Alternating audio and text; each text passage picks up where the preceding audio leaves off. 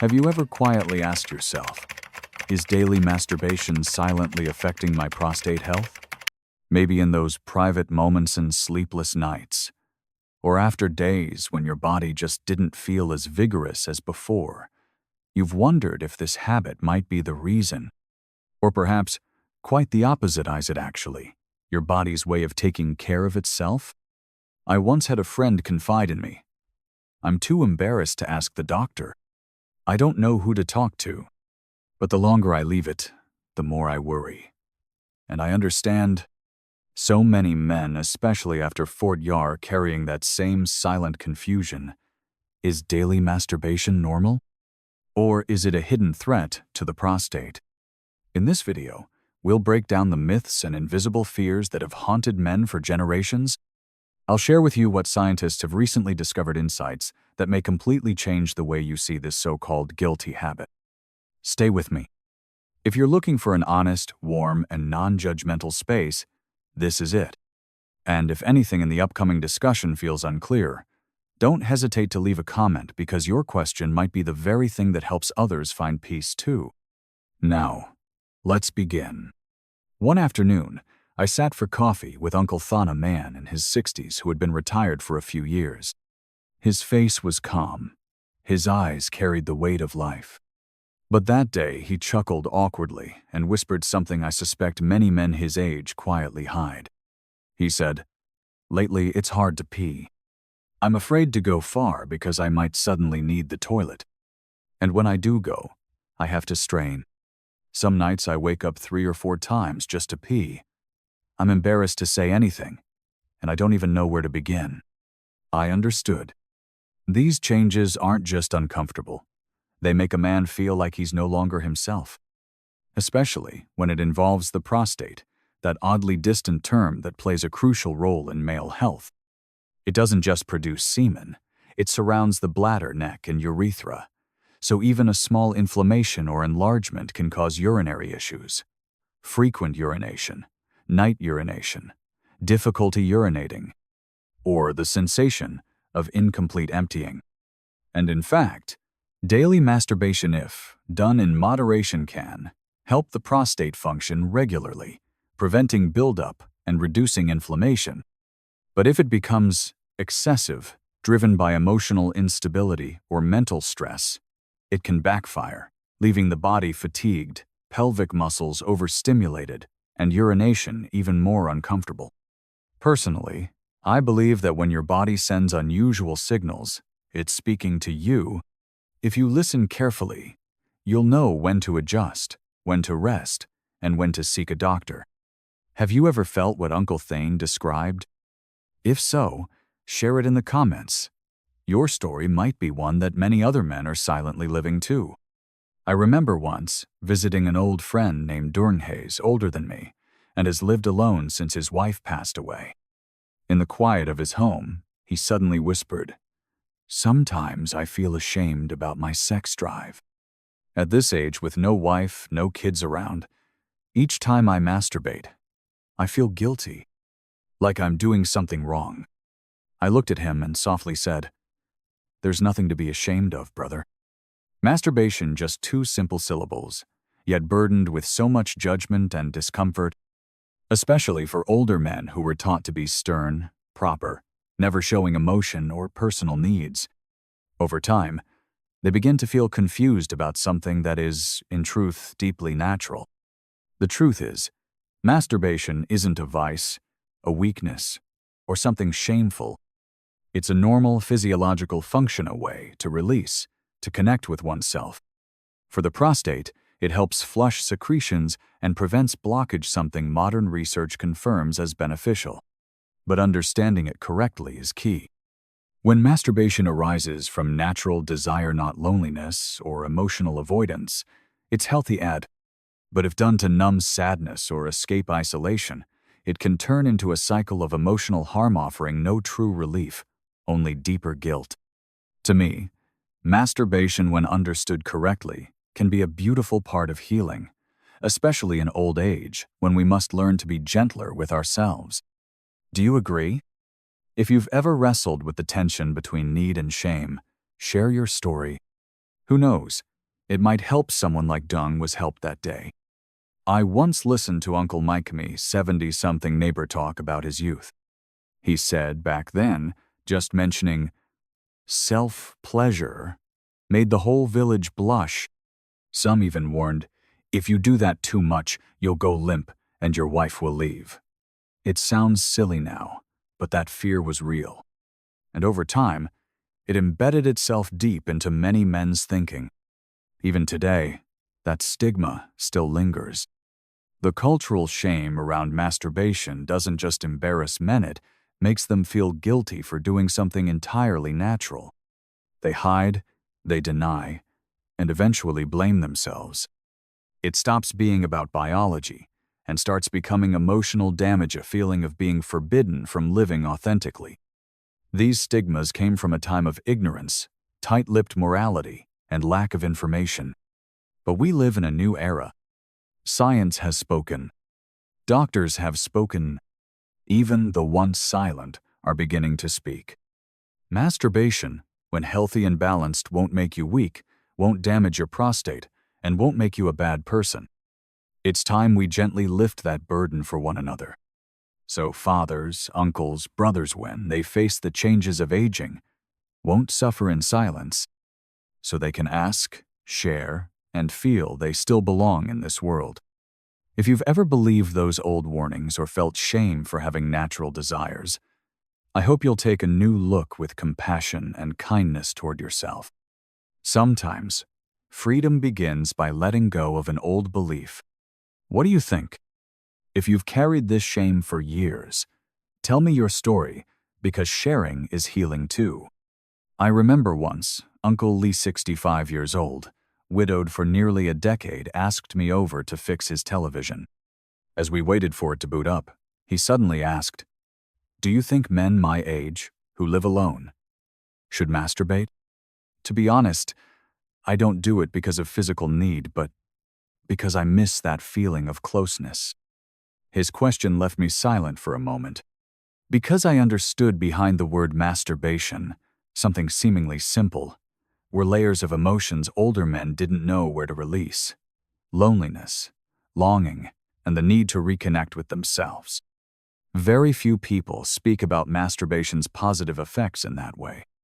But in truth, science has shown that beyond supporting prostate health, it also releases happy hormones, dopamine, endorphins that soothe the mind, reduce stress, and improve sleep.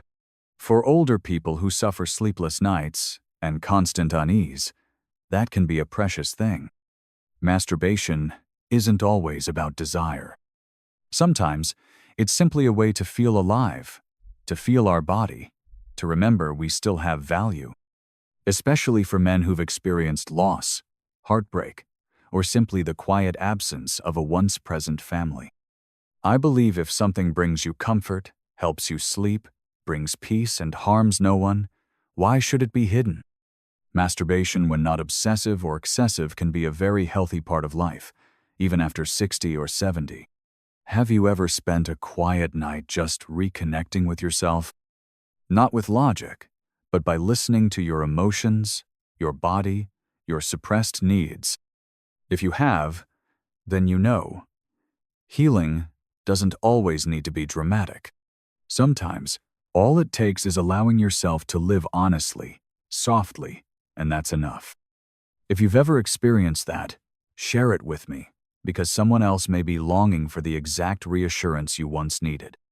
I once chatted with Hung, a 58-year-old air conditioner repairman. He's blunt and direct. One evening, over tea after work, he told me, "I'm not ashamed to admit it. There was a time I masturbated every day, sometimes more than once. But after a while, I started feeling tired. My urination burned, and I just wasn't interested in anything anymore." His story isn't rare. Many men driven by loneliness, stress, or emotional overwhelm turn to masturbation as an outlet. But when the behavior becomes excessive, it ceases to be relief and becomes a problem. Every body has its limits. Over-frequent masturbation, especially without emotional connection, just as a reflex, can lead to clear consequences. Irritation of the perineal area, overworked pelvic muscles, urinary discomfort, lingering tension, and dull aches. Worse, some begin to feel anxious, sleepless, even dependent. But here's what's important. These symptoms are usually temporary. If we stop, adjust, and set limits, the body recovers. That discomfort isn't a punishment, it's a signal. Your body's saying, I need rest. Please, listen to me. I think when it comes to sexuality, the key is not restriction or shame but balance. Knowing when to keep going and when to pause. Doing it for your health and peace and not to escape unresolved feelings. If you've ever felt what Hung described, fatigue, numbness, or strange physical reactions, don't panic. You're not alone. Just pause, breathe, and listen more carefully to your body, and things will naturally restore their rhythm. And if you want to share, I'm here to listen. Leave a comment because even your smallest story may help someone else rediscover peace within. I have a friend named Fuocover60, a retired office worker. Since retirement, he became withdrawn, avoided socializing, and lost interest in exercise. One day, he confided, I feel weaker every day. I pee a lot at night. My libido's down, and my mood's short-tempered. I thought it was just aging, but then I started rethinking everything. Not everyone knows that the prostate, though small like a walnutus, extremely sensitive to daily habits. Poor diet, inactivity, chronic stress, erratic sleep, they all put strain on it. Just like a precision machine, the body needs nourishment, rest, deep breaths, and regular movement to run smoothly. Moderate masturbation, if done, plays only a small role. More important is how we live, what we eat, how we sleep, whether we walk, stretch, or gift ourselves a few quiet moments each day. After one checkup, doctors warned Fook that without lifestyle changes, he'd face an enlarged prostate. From then, he started morning exercises, reduced greasy foods, added greens, slept earlier, and relaxed his mind. Just that, and 2 months later I slept better, peed easier, and felt oddly refreshed. I believe what keeps a man healthy isn't how strong he looks, but whether he treats his body kindly. Not in grand gestures, but in small things. A warm bowl of porridge, a 20-minute walk, a few deep breaths, or simply putting down the phone earlier at night. These quiet habits may be the best medicine for both prostate and spirit. Are you living healthily? Or is there one small thing you could start doing differently today? If so, don't be shy. Your shift might inspire someone who's waiting for a gentle nudge only you can give. I once received a message from Uncle Quang, 62 years old, widowed for 7 years. His note was brief, but enough to sting the corner of my eyes. Son, I don't know how much is too much. Is once or twice a week too much? Some days I'm sad and do it 3 days in a row. Then I feel tired. I'm worried, but I don't know who to ask. I believe not just Uncle Quang, but many older men carry that very question. Some feel once a week is plenty. Others go several times and still feel fine. Some feel guilty just thinking about it, while others feel lighter afterward. Neither is wrong because every man has his own threshold, a unique rhythm of body and soul. No one is the same. Prostate health, like sexual health, has no fixed measuring stick. There's no one-size-fits-all formula. Do this and you're healthy. Do that and you're weak. Your body will tell you through subtle signs. Chronic fatigue, disrupted sleep, or a loss of interest in what once brought you joy. And conversely, when you feel balanced, that means you're in sync with yourself. I once told Uncle Quang this: there's no such thing as a correct number for everyone. What matters is, after each time, do you feel calm? Do you feel no lingering guilt? Is your body still okay? Then you're fine.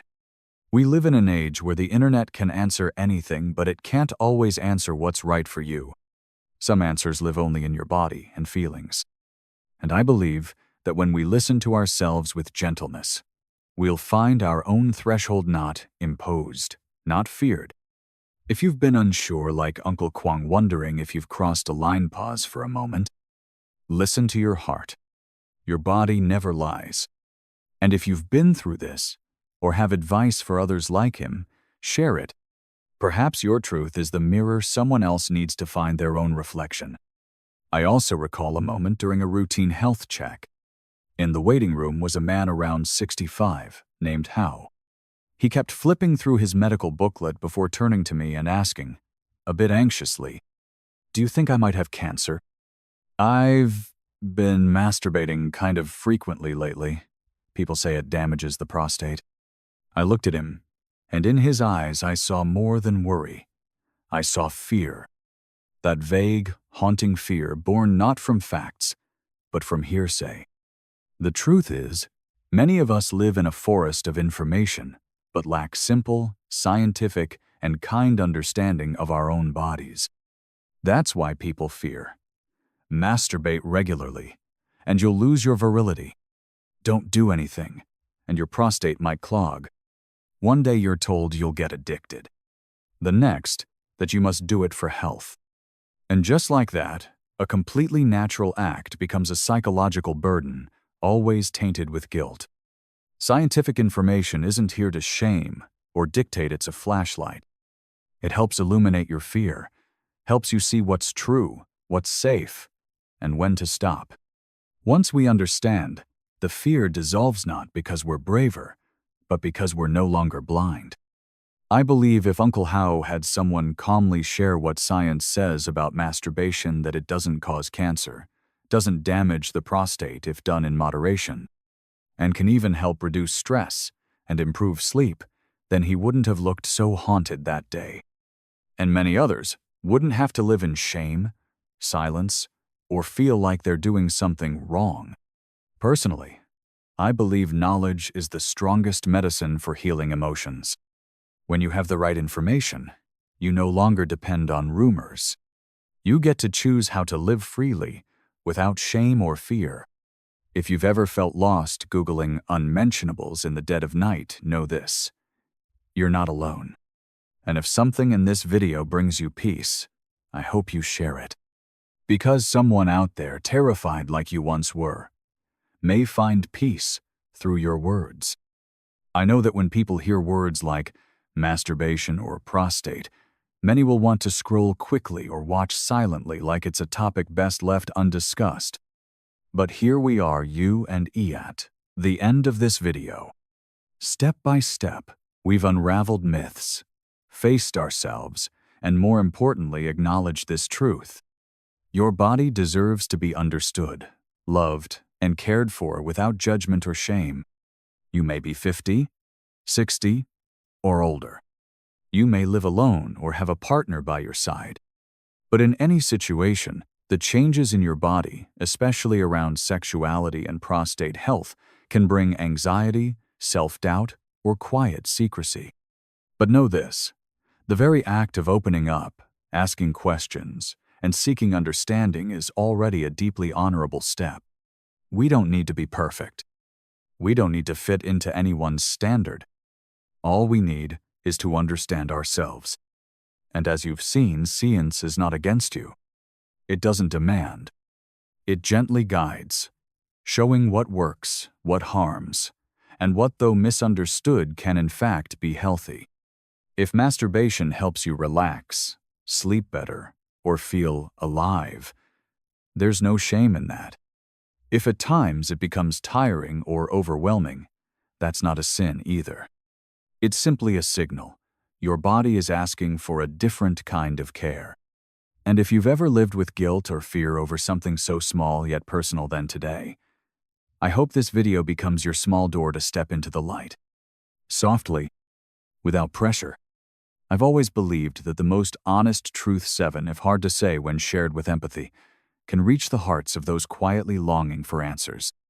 If this video made you feel even a little lighter, a little more understood, leave a comment. Not just so I know you're still here, but so someone else might read your words and realize they are not alone. And if you believe this message deserves to spread, share it with a friend or loved one. Because somewhere out there, another man is silently wrestling with the same questions as you, and one video like this might be the beginning of his journey to self-understanding and self-love. I'll see you again in future videos where we'll keep talking about health, aging, and all those hard-to-say things in a gentle, open-hearted, but deeply human way. Because aging isn't the end, it's the moment we start living more truthfully, more peacefully, more freely than ever.